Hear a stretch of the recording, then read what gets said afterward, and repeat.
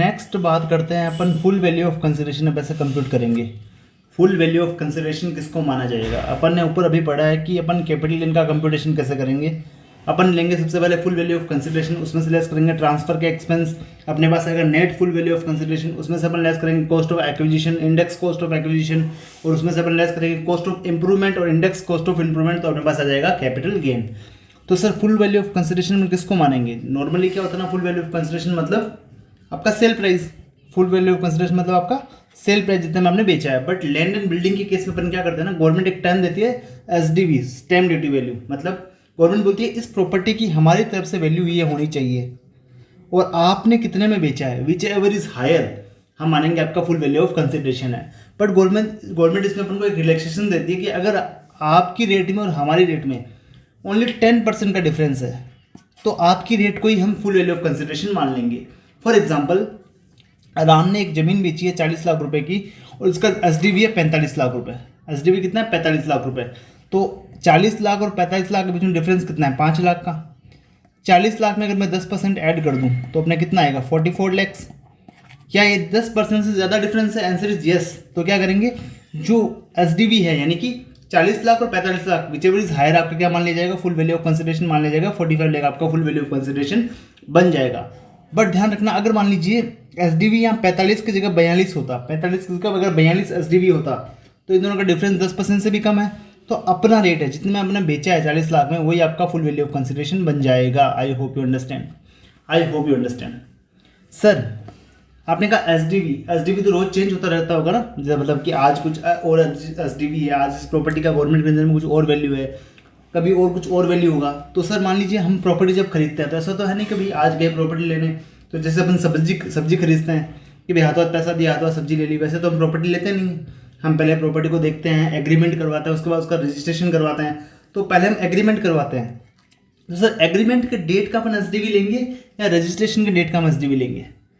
याद रखना, अगर एग्रीमेंट के डेट तक आपने एक सिंगल रुपया भी in the form of advance आपने अकाउंट पे cheque, demand draft, electronic clearing system के थ्रू अगर आपने दे दिया है, अगर एक सिंगल रुपया भी अगर आपने दे दिया, मतलब डेट ऑफ एग्रीमेंट तक आपने कुछ भी पैसा दे दिया है और इस मोड से दिया है, other than cash, bearer cheque वगैरह छोड़ के दिया है आपने, तो एसडीवी दे लेंगे अपन एग्रीमेंट के डेट का। अगर आपने इस दिन पैसा नहीं दिया है या फिर इस मोड से पैसा नहीं दिया आपने, तो डेट ऑफ रजिस्ट्रेशन का अपन क्या लेंगे? एसडीवी ले लेंगे। आई होप यू अंडरस्टैंड।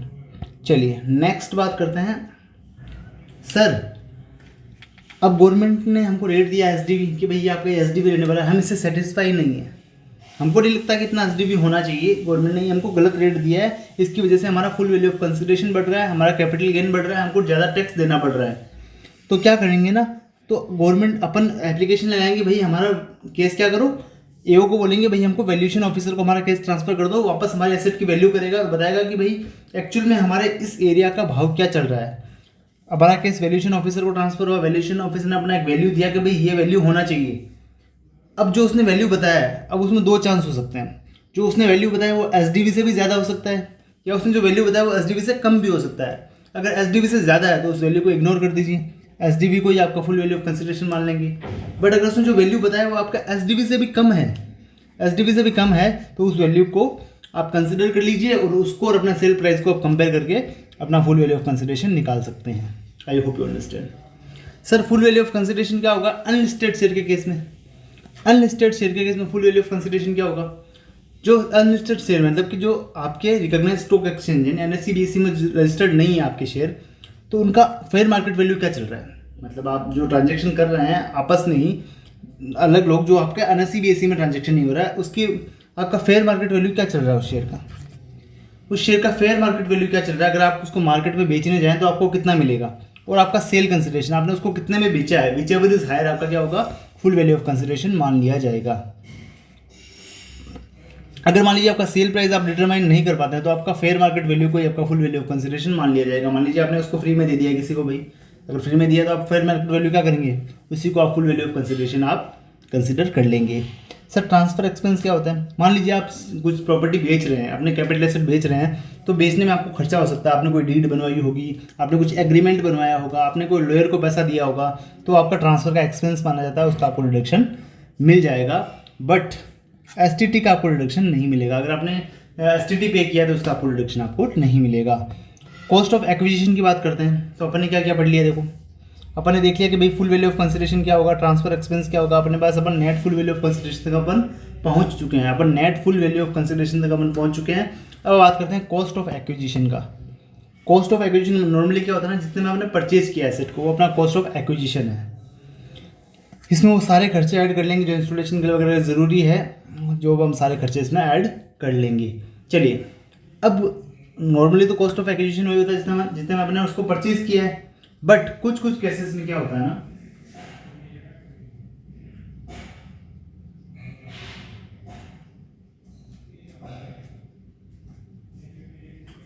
कुछ केसेस में क्या होता है ना कि भाई आपका कॉस्ट ऑफ एक्विजिशन कितना होगा ये आपको डिटरमाइन करना पड़ता है। जैसे कि मान लीजिए आपने कुछ आपको एसेट मिला है, ऐसे एसेट मिला है जैसे कि वो अपने 47 पढ़ा ना, कुछ ऐसे ट्रांजेक्शन जिनको हम ट्रांसफर नहीं मानते हैं, उसमें आपको एसेट मिला है, तो जो आपका प्रीवियस ओनर होगा, जो पहले वाला मालिक था, उसकी जो परचेज प्राइस थी वो आपकी कॉस्ट ऑफ एक्विजिशन मान ली जाएगी। मान लीजिए कोई इनटेंजिबल एसेट है, अगर गुडविल वगैरह है, अगर आपने खुद ने जनरेट करी है गुडविल, आपने खुद ने गुडविल बनाई है, तो उसकी वैल्यू नील लेंगे। अगर आपने गुडविल परचेज करी है तो उसको परचेज प्राइस माइनस डेप्रीशिएशन अगर आपको मिलता है तो, जैसे गुडविल पे नहीं मिलता है आपको डेप्रीशिएशन, बाकी इंटेंजिबल एसेट पे आपको डेप्रीशिएशन मिल जाएगा, वो लेस करने के बाद जो आपकी वैल्यू बचेगी वो आपकी full value of consideration, sorry आपकी कॉस्ट ऑफ एक्विजिशन मान ली जाएगी। बोनस शेयर की बात करें, अगर 1/4/2001 से पहले आपको बोनस मिला है, पहले मिला है, तो उसका जो 1/4/2001 को जो फेयर मार्केट वैल्यू होगा वही आपका full value sorry cost of acquisition मान लेंगे। अगर उसके बाद में मिला है तो उसका वैल्यू अपन नील लेने वाले हैं, उसके बाद में मिला है तो आपका इसका वैल्यू नील लेंगे। अगर 112 लगता है तो 31 जनवरी 2018 की जो फेयर मार्केट वैल्यू होगी वही आपका कॉस्ट ऑफ एक्विजिशन इसमें मान लिया जाएगा। राइट शेयर्स की बात करते हैं, अगर आपने परचेज किया है एसएससी ने, तो परचेज प्राइस, अगर आपने क्या किया है, राइट शेयर्स को आपने खुद ने परचेज नहीं किया, आपने राइट किसी और को बेच दिया, तो उसका वैल्यू नील ले लेंगे। और जो भी उसको मिला है राइट बेचने से जो भी उसको पैसा मिला वो पूरा शॉर्ट टर्म कैपिटल गेन उसका मान लिया जाएगा। और अदर पर्सन के लिए क्या एसेट होगा, जैसे कि मान लीजिए आप कंपनी के एम्प्लॉई, आपको राइट शेयर मिलेंगे, कंपनी ने बोला भाई ये मार्केट में इसका वैल्यू 50 रुपये चल रहा है, मार्केट में इसका वैल्यू 50 रुपये है, हम आपको 10 रुपये में दे रहे हैं। आपने क्या किया, आपके पास 100 शेयर का राइट था, आपने नहीं खरीदा, आपने क्या किया, पर शेयर को 2 रुपये पर शेयर में आपने राइट को बेच दिया, यानी कि आपने 200 रुपये में राइट को बेच दिया। अब जो आपका 200 रुपये जो आपको मिला है, इससे में आपको शेयर तो वगैरह मिला नहीं है, तो ये 200 रुपये आपका शॉर्ट टर्म कैपिटल गेन मान लिया जाएगा। और जो आपने जिसको राइट बेचा है उसके लिए कॉस्ट क्या होगा, 100 शेयर मल्टीप्लाई वो 10 में खरीदेगा कंपनी से 1000 रुपये, उसने 200 रुपये आपको भी दिए हैं, तो उसके लिए कॉस्ट बन जाएगा 1200 रुपये। देखो ये लिखा है अमाउंट पेड टू कंपनी और री अनाउंसमेंट प्राइस, जितने में आपने उसको राइट बेचा है वो भी उसका कॉस्ट का पार्ट बन जाएगा। स्वेट इक्विटी शेयर की बात करते हैं, तो जितने में आपने उसको एक्सरसाइज किया है उसका फेयर मार्केट वैल्यू आपका क्या बन जाएगा, कॉस्ट ऑफ एक्विजिशन मिल जाएगा। मतलब एक्सरसाइज का जो डेट है, मतलब आपको आज उसको एक्सरसाइज करना था, तो उस दिन का फेयर मार्केट वैल्यू आपका क्या बन जाएगा, कॉस्ट ऑफ एक्विजिशन बन जाएगा। अगर आपने कोई एसेट है जो 1 अप्रैल 2001 से पहले खरीदी है, तो 1 अप्रैल 2001 का फेयर मार्केट वैल्यू और purchase price whichever is higher आपका क्या बन जाएगा, कॉस्ट ऑफ एक्विजिशन आपका बन जाएगा। पर ध्यान रखना, लैंड एंड बिल्डिंग के केस में आपका फेयर मार्केट वैल्यू आपके एसडीवी से ज़्यादा नहीं हो सकता, आपका फेयर मार्केट वैल्यू आपका एसडीवी से ज़्यादा नहीं हो सकता। मतलब अगर लैंड एंड बिल्डिंग की बात करें तो fair market value as on 1/4/2001 और एसडीवी विचएवर इज लोअर, इन दोनों में से जो आया उसको अपन परचेज प्राइस से कंपेयर करेंगे, विचएवर इज हायर आपका क्या बन जाएगा, कॉस्ट ऑफ एक्विजिशन आपका बन जाएगा। I hope you understand. Share issued at the time of demerger by resulting company to share holder of demerged company. Resulting company अपने शेयर इशू करती है डीमर्ज्ड कंपनी के शेयर होल्डर्स को, तो उसके केस में अपन कैसे वैल्यू कंप्यूट करेंगे, तो आप कैसे कंप्यूट करेंगे, cost of acquisition of share of demerged company, जो कंपनी बंद हो रही है उसका कॉस्ट ऑफ एक्विजिशन कितना है, उसमें से रिजल्टिंग कंपनी का भाग कितना है, नेट बुक वैल्यू में एसेट का भाग कितना है रिजल्टिंग कंपनी का, उसको डिवाइड प्लस मल्टीप्लाई कर देंगे और डिवाइड कर देंगे टोटल नेटवर्थ ऑफ पूरी कंपनी का। मेरी बात समझना, देखो क्या लिखा है, Dhruv purchase share of 5 lakh of Dharamvir limited.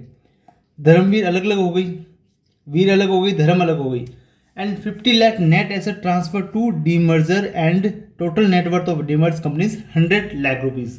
मतलब कि धर्म को 50 मिला है, वीर को 50 मिला है, पहले कितना था 5 लाख रुपए। इसका मतलब क्या होगा ना, आपका 5 लाख शेयर का वैल्यू है इनटू वीर का कितना है 50 लाख रुपए डिवाइड बाय टोटल नेटवर्थ कितना है 100 लाख रुपए। इसका मतलब कितना 2.5 लाख रुपए हो जाएगा कॉस्ट ऑफ एक्विजिशन मान लिया जाएगा। मान लीजिए आपने कंपनी में इन्वेस्ट किया, आपने 5 लाख रुपए इन्वेस्ट किया, अब वो कंपनी 2 टुकड़ों में टूट रही है, कंपनी 2 टुकड़ों में टूट रही है।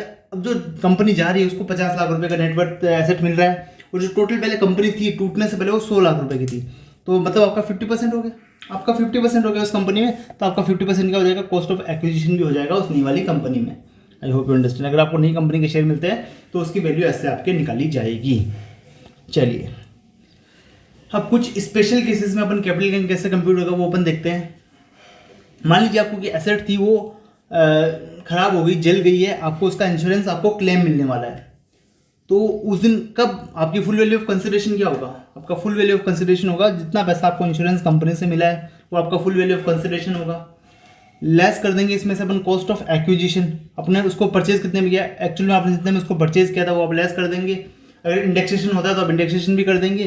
पर ध्यान रखना जिस दिन आपकी एसेट जली उसी ईयर का आपका इंडेक्सेशन होगा, ईयर ऑफ ट्रांसफर का आपका इंडेक्सेशन होगा। जिस दिन जली है आपकी एसेट उसी दिन माना जाएगा आपने एसेट को ट्रांसफर कर दिया है। भले आपको क्लेम 2 साल के बाद मिले कोई दिक्कत नहीं है, आपका इंडेक्सेशन पिछले 2 साल वाला ही रहने वाला है। Capital gain taxable in the year which claim received, अब आपको जब पैसा मिलेगा इंश्योरेंस कंपनी से तभी आपका टैक्सेबल होगा कैपिटल गेन, अदरवाइज आपका टैक्सेबल नहीं होगा। अगर आपको क्लेम नहीं मिलता है तो आप ऐसा नहीं है कि इस लॉस को आप कैरी फॉरवर्ड करोगे या किसी और से सेट ऑफ करोगे, आपकी मशीन जल गई है, वो आपका लॉस आपका डेड लॉस होगा, आप उसको किसी से भी सेट ऑफ नहीं कर सकते। गवर्नमेंट क्या बोलती है, अगर इंश्योरेंस का क्लेम मिला तो हमको टैक्स दो उसमें से परचेज कॉस्ट हटा के। अगर आपको इंश्योरेंस का क्लेम नहीं मिला है तो भूल जाओ आपको एसेट कोई हुआ है आपके साथ, कुछ आपकी एसेट टूटी फूटी है, उसको सब भूल जाओ भाई, वो जो लॉस हो गया, उसको आपको बुक्स में नहीं लाना है, आपको प्रॉफिट कम नहीं करना है, हमको टैक्स कम नहीं देना है। अगर आपको पैसा मिलता है हमको टैक्स दो, नहीं मिलता है उसको भूल जाओ, ऐसा इसमें गवर्नमेंट बोलती है। आई होप यू अंडरस्टैंड। नेक्स्ट, अगर आप कैपिटल एसेट को कन्वर्ट करते हैं स्टॉक इन ट्रेड में, अगर आप कैपिटल एसेट को कन्वर्ट करते हैं स्टॉक इन ट्रेड में तो आपका फुल वैल्यू ऑफ कंसिडरेशन क्या होगा? जिस दिन आपने कन्वर्ट किया उस दिन का फेयर मार्केट वैल्यू आपका फुल वैल्यू ऑफ कंसिडरेशन होगा उस एसेट का। मान लीजिए आपके पास एक कुछ बिल्डिंग थी, आपने उसको स्टॉक इन ट्रेड में कन्वर्ट किया, तो जिस दिन आपने कन्वर्ट किया ना उसको स्टॉक इन ट्रेड में, उस दिन का फेयर मार्केट वैल्यू क्या था वो आपका फुल वैल्यू ऑफ कंसिडरेशन बन जाएगा। आपने उस बिल्डिंग को कितने में खरीदा वो आपका परचेज प्राइस बन जाएगा, और जिस साल में आपने कन्वर्ट किया ना उस साल का आपको माना जाएगा आपने ट्रांसफर किया है, उस साल का आपको इंडेक्स लेना है अगर आपको इंडेक्सेशन बेनिफिट आपको अगर मिलता है तो। अब सर आपको टैक्स कब पे करना है? टैक्स आपको तब पे करना है जब आप उस स्टॉक को सोल्ड करते हैं। अब उस स्टॉक को जब बेचते हैं तभी आपको टैक्स पे करना है। ऐसा नहीं है कि भैया आपने आज कन्वर्ट किया है, आज की फेयर मार्केट वैल्यू पे आज ही टैक्स पे कर दो, नहीं भैया, आप जब स्टॉक को बेचोगे तब आप टैक्स पे करना, हमको कोई दिक्कत नहीं है उसमें। बट अगर मान लीजिए आपने प्रोपोर्शनेट स्टॉक बेचा है तो आपको प्रोपोर्शनेट टैक्स पे करना है। फॉर एग्जाम्पल आपने 1 लाख का कुछ कैपिटल एसेट आपने स्टॉक इन ट्रेड में कन्वर्ट किया, उस दिन का फेयर मार्केट वैल्यू 1 लाख रुपये था, तो आपका फुल वैल्यू ऑफ कंसिडरेशन हो गया 1 लाख रुपये। आपने उसको 20,000 में खरीदा था तो 20,000 कम हो गए, आपको 80,000 का कैपिटल गेन पे करना है, 80,000 पे आपको टैक्स पे करना है। तो आप टैक्स कब पे करोगे? मान लीजिए आपने 1 लाख में से आपने 50,000 का बेच दिया है, स्टॉक इन ट्रेड जो आपने कन्वर्ट किया था उसको 50,000 का आपने बेच दिया है, तो आपको 50% मतलब 80 लाख पे मान लीजिए आपका टैक्स आता है 15,000 रुपये, तो आपको 50% यानी 7,500 रुपये आपको टैक्स अभी पे करना है, और 7,500 आपको तब पे करना है जब आप इसको आगे वाला स्टॉक बेचोगे। I hope you understand. चलिए नेक्स्ट बात करते हैं।